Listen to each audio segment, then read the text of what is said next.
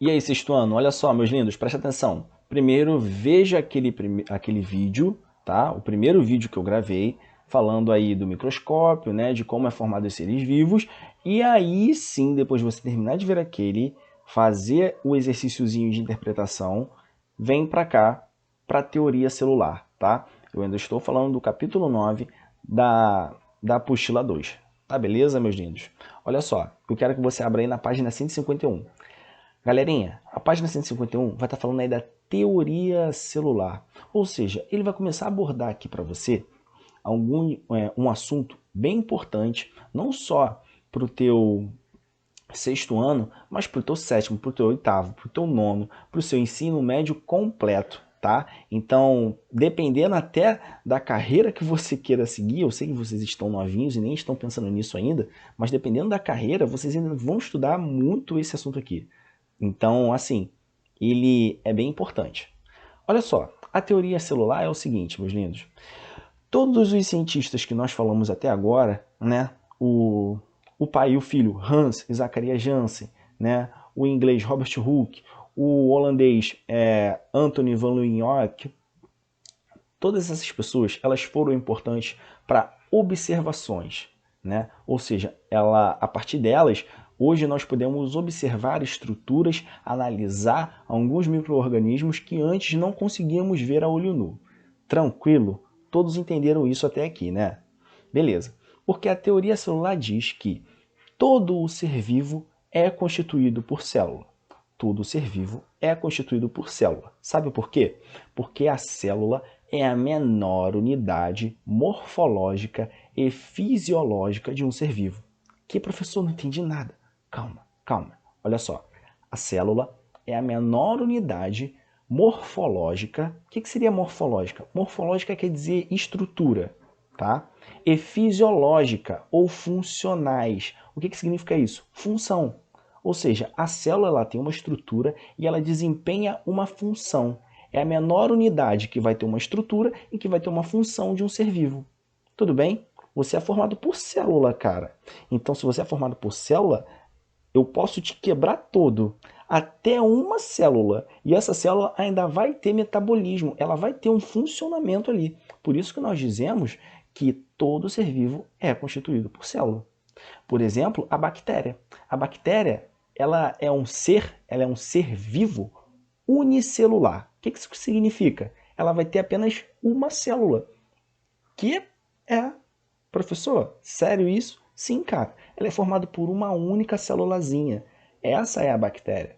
Tá bem? Então posso considerar ela como ser vivo? Sim, porque ela tem uma célula, mas é célula. Se ligou? Perfeito? Tá bom então. Olha só. O seu livro ele vai abordar aí uma linhagem, né?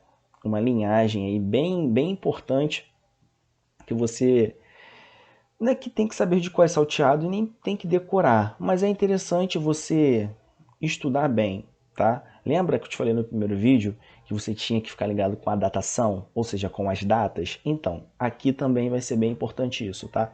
Porque fala o seguinte, ó, 1665 aconteceu o que, por exemplo? Em 1665, Robert Hooke, ele desenvolveu, né, perdão, ele aprimorou um microscópio, que foi criado em qual ano? Em 1590. Em 1673, 74, tivemos um holandês, né? Quem foi esse holandês? Anthony van Leeuwenhoek. O que ele fez? Ele aprimorou mais de 300 vezes o microscópio já aprimorado pelo Robert Hooke. Tá, beleza. Aí eu te pergunto, Anthony van Leeuwenhoek observou o que depois desse aprimoramento? Agora ele pôde observar glóbulos vermelhos e bactérias. Tá percebendo? Por exemplo, Robert Hooke, qual foi o experimento que ele fez para comprovar a melhor observação dele? Uma cortiça, né? Uma casca de um vegetal. Tudo bem, gente? Aí nós vamos ter alguns aqui, por exemplo, 1833. O que aconteceu em 1833? As técnicas de observação elas foram se desenvolvendo. É óbvio, né? Conforme os anos vão passando, novas tecnologias vão acontecendo, vão sendo inventadas, e aí a área científica ela também cresce, ela também avança, tá? Em 1833, nós tivemos aí Robert Brown. O que fez esse Robert Brown? Robert Brown, ele estudou agora a parte interna da célula. Que é, cara, a parte interna, o interior dela, o que tem dentro dela.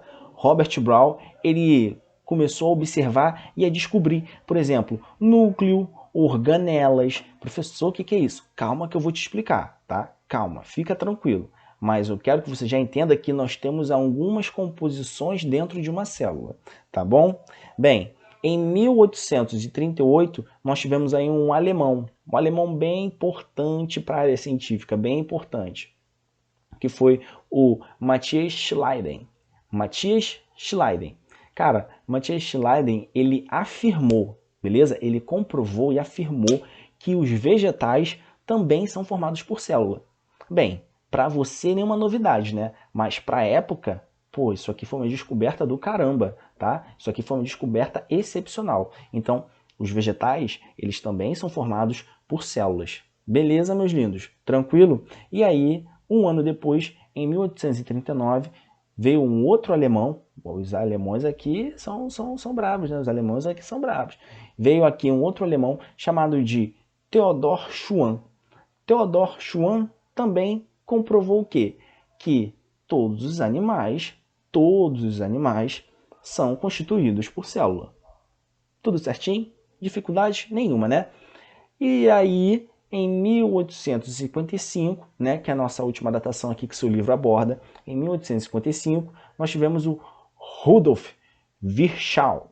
Rudolf Virchow, tá? Esse Rudolf, ele afirmou que uma célula surgia a partir de uma outra já pré-existente. Que, presta atenção, imagina que a minha mão é uma célula, tudo bem? Imagina aqui, ó, a minha mão é uma célula. Agora imagina que essa célula, ela vai se dividindo e vai fazendo isso aqui, ó. Perdão, meus lindos, tive aqui um contratempo.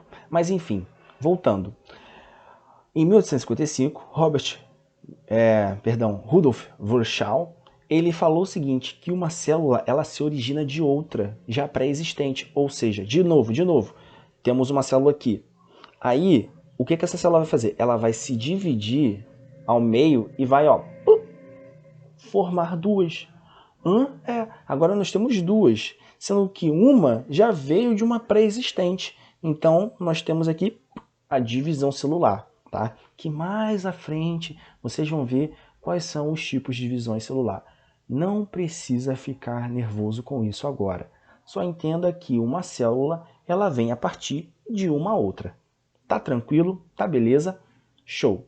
Então agora tu vai virar aí na página, tá? Vai virar aí na página comigo. Por quê? Nós vamos estudar aqui os tipos de célula, tá? Nós temos, meus lindos, ó, presta bastante atenção. Nós temos dois tipos de células, tá? Dois tipos de células. Células procariontes e células eucariontes. Células procariontes são células primitivas, são células antigas, primitivas, tá? As células eucariontes são as células complexas, são as células verdadeiras, são as células que vão ter estruturas que a procarionte não tem, tá? E aí eu quero que você faça uma diferenciação de procarionte e eucarionte aí no teu caderno, tá bom? Bem, antes de eu te falar aqui a diferenciação de uma e de outra, eu quero que você pense aqui comigo rapidinho. Olha só, você é um ser vivo, não é? Sim. Você tem órgãos, não tem? Sim. Você tem coração, tem pulmão, né? Você tem intestino, você tem pâncreas, tem fígado, você tem todos esses órgãos. Show de bola? Tá. E aí? Bem, cada órgão desses desempenha uma função. Correto? Correto. Bem, as células também vão ter pequenos órgãos, tá? Sendo que esses órgãos nas células, nós não damos o nome de órgãos, nós falamos organelas. Então, organelas é representado como pequenos órgãos. Vou te dar um exemplo. Você tem pulmão. A célula, ela não vai ter um pulmão igual o seu, mas ela vai ter uma estrutura que vai fazer a respiração para ela, que é a mitocôndria. Entendeu? Outro exemplo, você tem intestino, né? Onde que você libera seus resíduos. Tá, legal.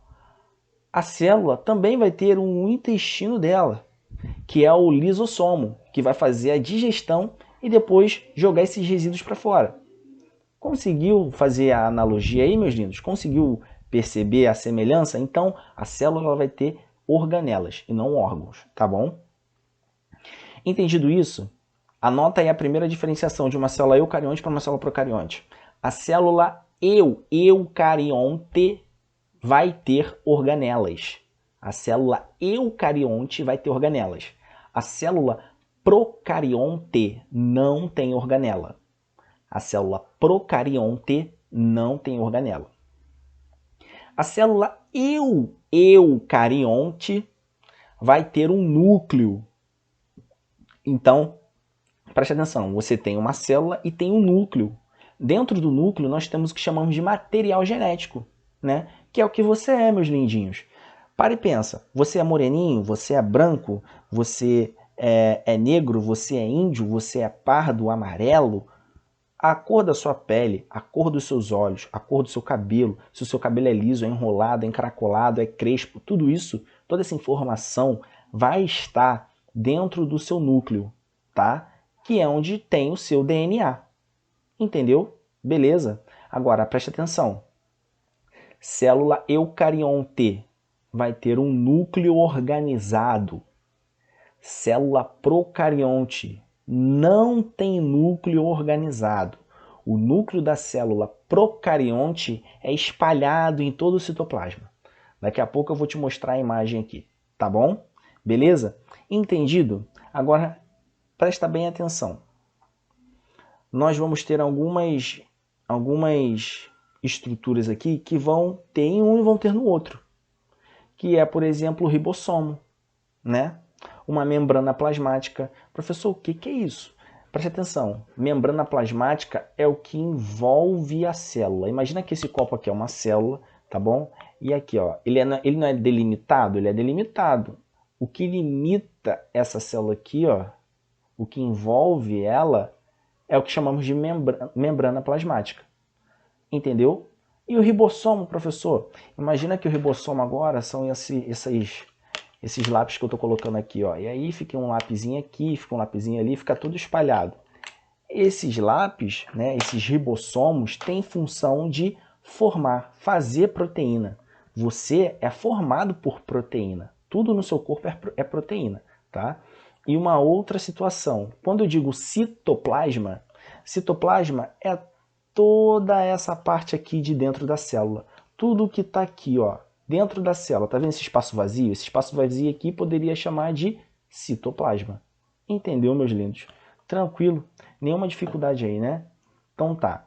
Eu vou agora fechar, de fato, a aula no terceiro vídeo, beleza? Para que não fique tão longo esse vídeo aqui, tá?